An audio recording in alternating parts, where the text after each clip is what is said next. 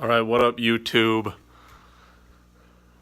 This is my first video showcasing my 75-gallon tank.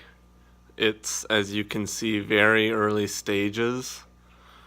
This thing is going to be a planted tank. So I'm going to have lots of plants. It's got soil. It's got the Complete Planet Aquarium substrate. Got about 140 pounds of that. And as you can see, it's landscape, so I'll try and make it nice and flat. So you can see there's a nice gentle rise on this, or a nice slope. And on each end, it kind of slopes up even more on the corners. That corner. And over here on that corner as well. This is certainly not the final stage. So definitely stay tuned. I've got two Fluval heaters, 150 watts and 200 watts. And that's keeping it at a balmy 79 degrees. So the fish that are in there are going to be nice and warm and just the right temperature.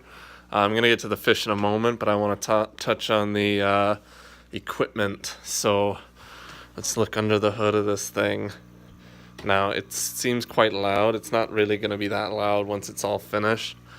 Over here on the right, I've got just a really cheap $4 Petco, used $4 Petco air pump. Just aerating a little bit, just mixing everything up, getting circulation good, and as you can see, the fish kind of like the bubbles. But here's the centerpiece. I don't know if you can see it. I'll turn the lights on. That's the Fluval FX4 canister filter, and there's the where it takes water in, goes into the canister, and then here's the exit or the output or whatever. Kind of hard to see with the glare, but here's what it looks like. Fluval FX4. It's basically the same as the FX6, except it's a little smaller. I'm hoping that's going to be the only filtration I'll have to run, but I might need to run something else. I thought for a long time about a sump, but you know, it's just too much hassle, too much work. I'd really want to be using an overflow if I had a sump, and I don't want to have to figure out an overflow in this tank. Just want it simple and easy. So that's what's underneath the hood. I'm going to add, you know, a bigger, quieter air pump. And then you can see I've got the Python. This is my basement, so it's concrete floor. Python going from the tank. Here's my basement. There's the stairs. So Python is going from the tank over there and through this hole in the drywall that was already there when I bought this house. And it's going back in there. We're going to go into this utility room. And the Python comes in right there. And it just goes through all through this kind of furnace area. That's my furnace. Just got a new furnace this year. So this is just storage.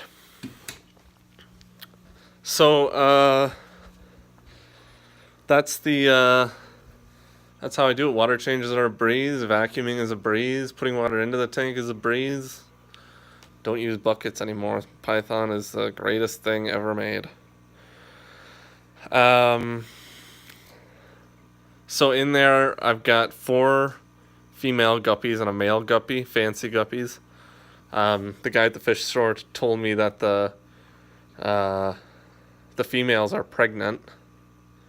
So I'm hoping I don't get overrun with baby guppies and I'll have to take a bunch back to the store.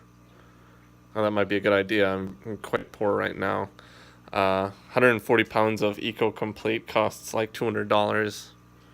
So I'm quite broke right now. But yeah, there's some rocks and corals that I found in Mexico. So all those are just rocks and corals. And then there's a bit of ceramic ring, but beyond that, there's that shell and there's that shell, and in that shell there's another ceramic ring. But there's those two shells.